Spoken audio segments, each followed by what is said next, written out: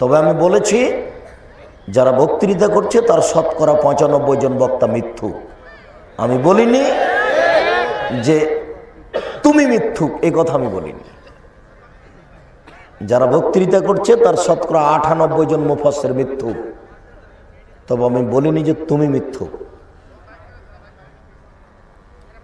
মানুষ যে জিকির করছে লা ইলাহা ইল্লাল্লাহ, তো লা ইলাহা বলার পরে যে ও নিজে যে থেমে যাচ্ছে লা ইলাহা, তারপর যে থেমে গেল, তো লা ইলাহা মানে কি হলো? এখন আল্লাহ নেই। আর যে বললো না, তো তার অবস্থা কি হবে? ও কি জিকির জানে? ওর 14 গোষ্ঠীর কালেও জিকির দেখেছিল কাকে বলে?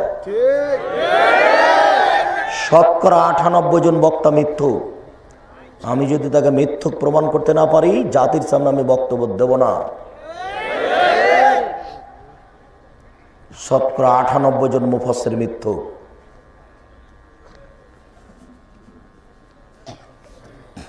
কোরআন মাজিদের গায়ে যদি মিথ্যে কথা লেখা থাকতে পারে, পৃথিবীতে আরো আছে।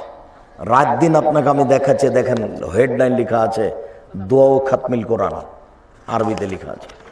পরের পৃষ্ঠায় এক পাতা আছে, একটা বাক্য যদি রাসূলের হয়, আমি আর জীবনে কোনোদিন বক্তব্য দেব না। সম্পূর্ণ মানুষের বানানো। কোরআন মাজিদ পড়লে এই দোয়া পড়তে হবে, তার প্রমাণ দুনিয়াতে নাই। 1 গিলাস পানি পান করলে 5টা বিধান লাগে, তার নাম ইসলাম। 1 ডান হাত, 2 বিসমিল্লাহ, 3 বসে, 4 3 শ্বাস, 5 আলহামদুলিল্লাহ। 1 গিলাস পানি পান করলে যদি 5টা বিধান লাগে, তো কোরআন মাজিদ পড়া শেষ করলে কোন দোয়া পড়তে হবে এটা আল্লাহর নবী বলেননি? অবশ্যই, তার মধ্যে এটা নেই। অথচ হেডলাইন লেখা আছে দোয়া ও খাতমিল কোরআন। আবু মুসা রাদিয়াল্লাহু তাআলা আনহু বলেন, রাসূল সাল্লাল্লাহু আলাইহি সাল্লাম বলেছেন, আফজালু যিকরি লা ইলাহা ইল্লাল্লাহ, সবচেয়ে উত্তম জিকির হচ্ছে লা ইলাহা ইল্লাল্লাহ। সম্পূর্ণটুকু বলতে হবে লা ইলাহা ইল্লাল্লাহ। তো লা ইলাহা বলে থেমে গেল যে, আর কিয়ামত পর্যন্ত মোহাম্মদ রাসূলুল্লাহ এখানে আসবে না। এটা জিকির, মোহাম্মদের জিকির চলে না। মোহাম্মদ মোহাম্মদ মোহাম্মদ, মোহাম্মদের নাম জপে যেজন, সেই তো দোজাহানের ধনী। নাউযুবিল্লাহ।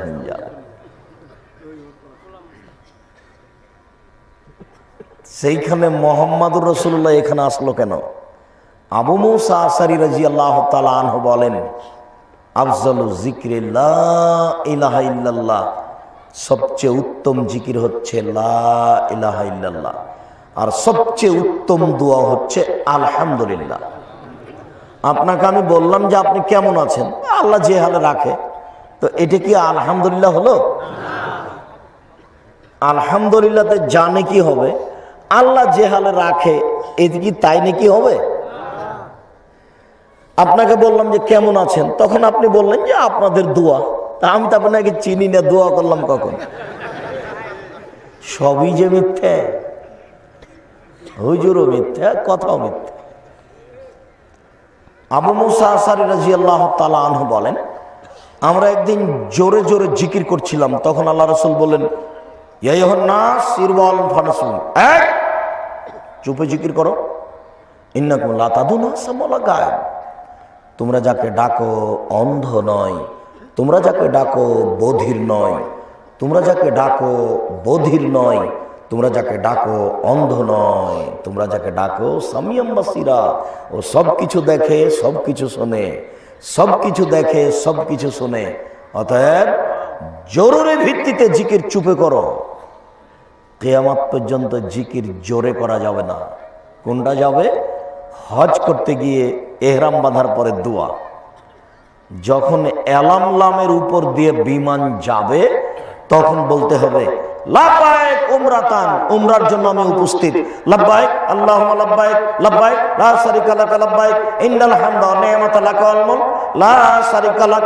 আল্লাহ আমি তোমার দরবারে উপস্থিত, আল্লাহ আমি তোমার দরবারে উপস্থিত, প্রশংসা তোমার, অনুগ্রহ তোমার, রাজত্ব তোমার, কোনো শরীক নাই তোমার, প্রশংসা তোমার, অনুগ্রহ তোমার, রাজত্ব তোমার, কোনো শরীক নাই তোমার।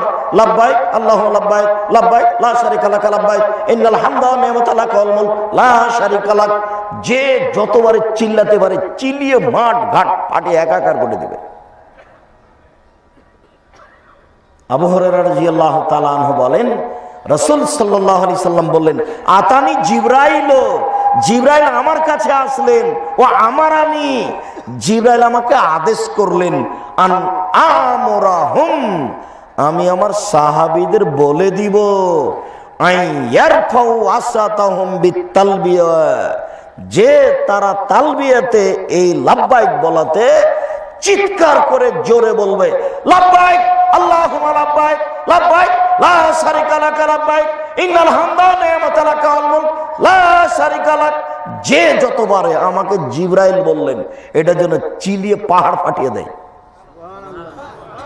আল্লাহর নবী বলছেন যে এটা আমাকে জিবরাইল এখন বলে গেলেন, আমি আমার উম্মতকে বলে দেব, তারা যে যত জোরে চিৎকার করতে পারে।